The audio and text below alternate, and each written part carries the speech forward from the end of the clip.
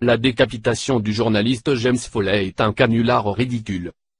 Une vidéo publiée sur le site LiveLeak montre soi-disant la décapitation du journaliste James Foley. Cette vidéo a été la pièce maîtresse de nos gouvernements au cours des derniers jours, et elle est utilisée comme une arme de propagande pour faire enrager leurs citoyens, et sera certainement utilisée pour justifier à nouveau l'engagement américain en Irak.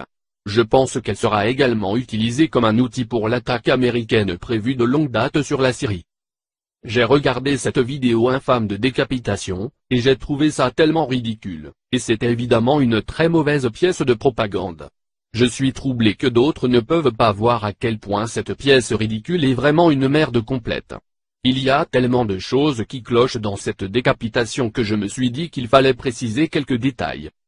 Premièrement, ce n'est pas possible qu'une seule personne avec un petit couteau puisse à la fois tenir et décapiter un homme conscient, sans réaction de celui-ci, et avec une facilité troublante. Notez comment le terroriste fait un recul rapide en même temps que des mouvements contre le cou, mais sans couper réellement, ce qui signifie que le couteau est un faux. Et surtout, où est l'angoisse de la victime quand le terroriste commence à couper? Certains peuvent dire que Foley a peut-être été drogué ou a souffert d'énormes quantités de torture. Mais toutes les indications de son discours montrent la clarté, et donc par les signes avant-coureurs d'un homme qui a enduré la torture. Pas de fatigue, élocution, bégaiement, ou de lenteur de la parole. Par conséquent, il aurait dû crier si c'était un vrai couteau. Deuxièmement, le terroriste de l'État islamique est absolument ridicule et parle avec un accent britannique presque parfait. Comment est-ce possible? Je soupçonne un parfait anglophone opérateur du Mossad. Troisièmement, lors de la coupe initiale par le couteau, il n'y a pas de sang qui gicle partout à la fois sur le terroriste et la victime elle-même. L'image de la vidéo montrant la tête en haut du corps dans le segment final pourrait bien être celle d'un mannequin réaliste. Du sang, il y en a au-dessus de la ligne de cou et sur l'uniforme orange uniquement. Considérant qu'un corps humain contient en moyenne de 5 à 6 litres de sang, la zone désertique autour du corps devrait avoir de grandes quantités de sang, ainsi, il devrait y avoir du sang partout.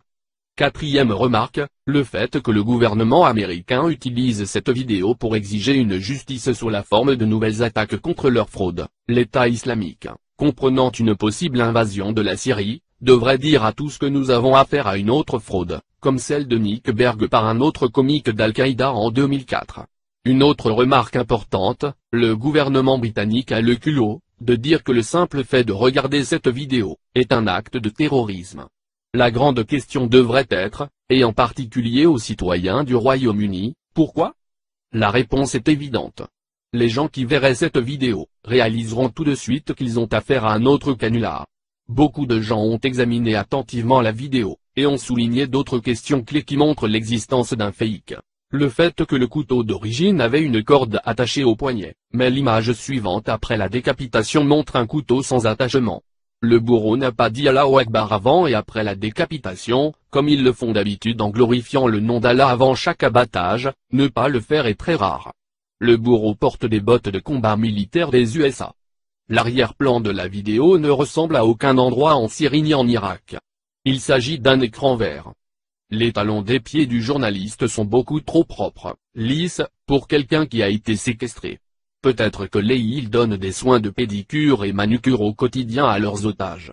C'est vraiment triste que nous ne pouvons plus faire confiance à nos grands médias. Je pense que Foley travaillait pour la CIA et le bourreau est un autre espion. Et que dire de l'interminable interview des parents de Foley? Qui pourrait croire que ce couple, en apprenant que leur fils a été décapité, donnerait une interview sans fin à la presse, comme si rien ne s'était passé, et même avec des sourires éventuels. Ce qui est frappant, et qui m'a paru étrange dans cette vidéo, c'est pourquoi, alors qu'ils ont la chance d'avoir une production de qualité HD, à la différence des précédentes, cette vidéo est coupée juste au moment de la décapitation, perdant ainsi une occasion rare de choquer l'opinion en plein Technicolor. Si elle devait être truquée, cela aurait été difficile de simuler sans effets spéciaux d'Hollywood. Moi qui suis un grand novice au montage et en Photoshop, je pense que je pourrais faire une vidéo de décapitation similaire. La réalité est que, nous avons affaire ici à deux acteurs devant un écran vert. La plupart des gens acceptent tout ce que la toute-puissante TV leur dit, sans réfléchir, ils croient tout sur parole, c'est forcément vrai puisque c'est la télé qui le dit. Passons en revue les faits, nous avons donc, des images en parfaite qualité HD, complété avec les micros de chemise, mais en dépit de la brise sur la chemise, pas de bruit du vent, et pas de sable soufflé. En dépit du fait qu'il s'agit d'un terroriste, cette personne semble oublier la partie de terreur, en le montrant donnant plusieurs coups à son cou, et que bien sûr, cela ne produit aucun sang, ni aucune coupure visible à l'écran. Sur l'image, le col du mannequin sans tête est manquant, de plus la coupe est parfaitement droite, comme s'il avait un laser. Et ce pauvre acteur, parfaitement calme et froid comme un concombre quand même, pour quelqu'un qui s'apprête à se faire décapiter, et qui complète avec des poses pour le drame supplémentaire, telles que « je suis mort ce jour-là ». Je ne devrais même pas avoir à le préciser pour tout le monde, c'est des conneries d'acteurs devant un écran vert, mais c'est quoi ce bordel?